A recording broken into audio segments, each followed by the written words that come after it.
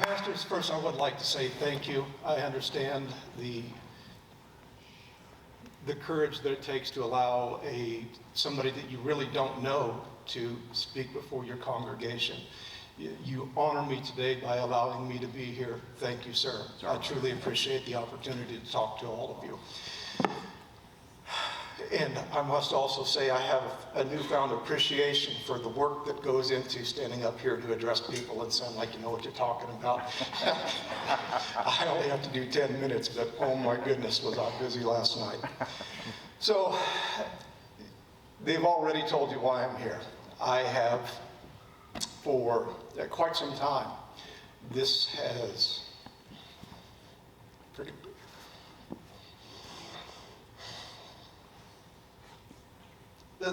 been on my radar. And I always thought, okay, it's not in this little town. This is a small town. This is a bunch of good folks. We're predominantly a red county where I'm at, and never would this be in our county. Can't happen. That happens in California. That happens out east, not here. And I got to digging, and it turns out it is indeed in our community. It's not just in Cameron. Every city in the state of Missouri that follows the Missouri School Board Association has the policies in place that make all of this possible. I have started with the high school. I have a child in the high school. I have found so far 70 books which are absolutely over the top.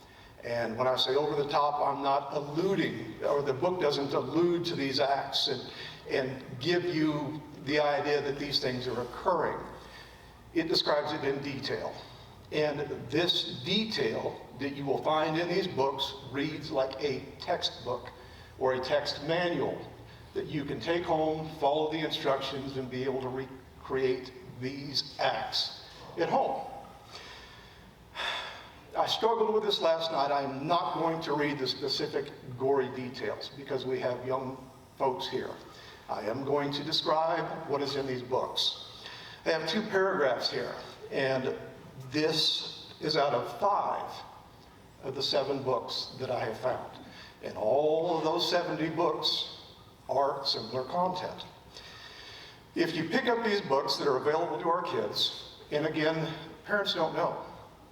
The school district doesn't tell us this type of material is available. You can expect sexual activities, including sexual assault and molestation, inflammatory racial and religious commentary and references, sexual activities, sexual nudity. By the way, there's pictures. There are pictures. That's pornography. Yep, pornography, true pornography, not just a word, pictures. Drug and alcohol use and abuse, profanity and derogatory terms. Suicide, lots of suicide in our books, a lot. And violence, including child abuse. Sexual nudity, sexual activity, including sexual assault. Alternate gender ideas. It is absolutely rampant in the books that they're providing our kids. And not only is the idea there, they are sensationalizing it and they're preparing or presenting it in a manner that makes it sound wonderful. It is encouraging the kids to follow the path of what they're reading in the book.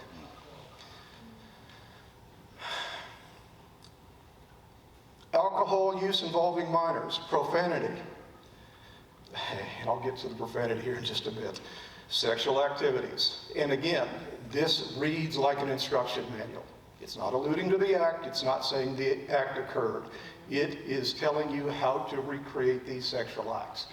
And a lot of them are deviant. It's not normal, healthy sexuality that adults that are married enjoy. It's sick. Sexual nudity, a lot of it. Sexually or explicit, abhorrent sexual activities, including rape of a minor, prostitution, and so much explicit violence. Some other things that I see often in these books is abortion, self-harm, incest, prostitution of minors, And again, they're going into the details. They're telling the story of how these minors are surviving and the acts that they're performing on the streets because they are runaways, how they're able to survive. And they go into the detail. Rape of minors. Sorry, I've already read that. Bestiality. In the Cameron School District, it is there.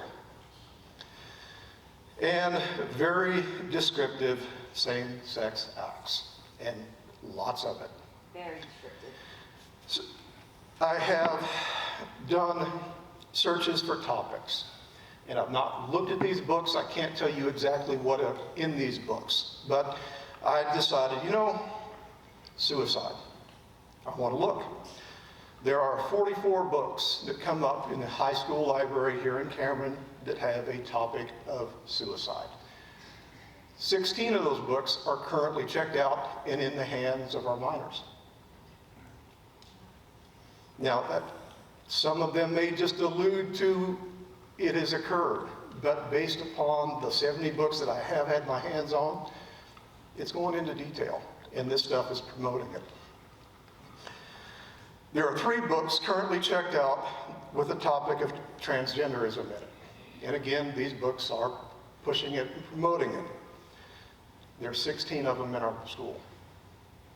And these are the ones that I have found. That's not the ones, these are what I found. There's more that I haven't found. These books are not written for adults. These books are written by the author to target our children. They write these books knowing who their audience is and the message that they want to give our kids. They are corrupting the minds of our children. This is going to destroy families. This is going to tear apart communities. I was overwhelmed when I found all of this, and I decided, okay, surely this can't be possible in school districts. Surely there is something that's going to prevent this. There's got to be something that I can come forward with and say, this is against your policy. You can't have this, and they're going to pull it out. I have countless hours dug into the policies for the Cameron School District. And I would like to reiterate, this is not just Cameron. Hamilton has these policies in place to make this possible too. Stewartsville has the same policies in place that would make it possible to have these books in our schools. Hamilton and Stewartsville do not have these books yet, but the policy is in place that would make it possible. I alluded to profanity. I found a resource, and hopefully we'll discuss it at some point down the road, but it tells you the description of the book, what you can expect to read in it, and it will give you the page number and the actual text of that book. So you have the ability to go and look at it yourself. And I'm going to encourage you to do this. And we'll share that information if you want it at another time. But there are many of these books that include at the bottom of the page a count of the profanity words that are in that book. Many of them are hundreds or more of very vulgar and very profane words that are in there. And it's in all of these books. I have mentioned the policies, and there's a lot of them. I'm going to read to you from 2 of the policies, and I think that you will see how and why this is possible that these things are in our book or in our schools. The first one is a policy that governs the discipline of a child in the event that they have sexually explicit, vulgar, or violent material. And this is specifically in relation to their phones while they're on the school internet or a school district computer. Students may not possess or display electronically or otherwise sexually explicit, vulgar, or violent material, including, but not limited to, pornography or depictions of nudity, violence, or explicit death or injury. All of that content is what I read to you off of that first page. All of that is forbidden by the kids on a computer. Here's how it's possible. This prohibition does not apply to curricular material that has been approved by district staff for its educational value.